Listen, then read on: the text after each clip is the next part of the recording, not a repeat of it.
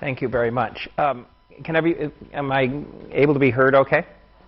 All right. The talk is going to be a little bit unorthodox today. I'm not going to talk about what I have been talking about in Australia so far, which is just the basic learning principles built into video games. I'm really going to talk about one particular approach to video games and why they can be important.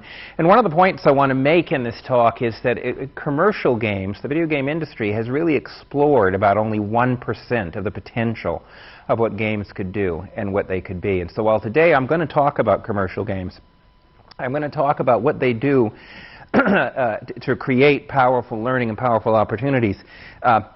What I really want to suggest is we're just really at the beginning of this venture, and that most of what we could do powerfully with this medium isn't going to be done by the commercial industry, which basically is monopolizing and producing blockbusters, as much of our capitalism does. It's going to be produced in universities and by people in game programs and media programs, taking this potential to a much deeper level.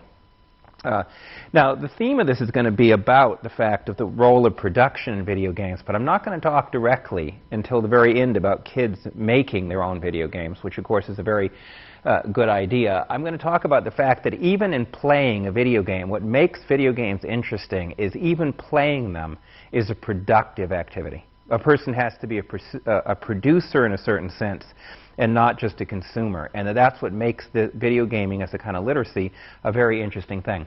Now, before we start, though, this slide is what people usually, the type of thing that people usually think about when they think about kids producing stuff with video games and not just consuming them.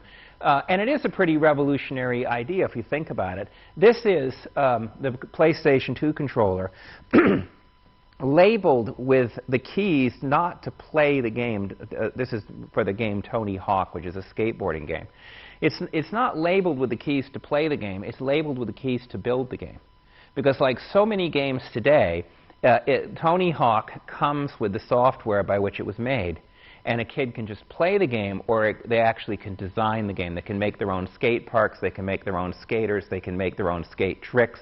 Essentially, they can redesign the entire game, the so-called mod the game. Now, obviously, this is an amazing type of literacy. If you think about it, it's as if books came with the capacity for you to, with the materials by which they're written so that you could rewrite the book. Right? This is a literacy where production and consumption are very closely related, unlike the traditional literacy.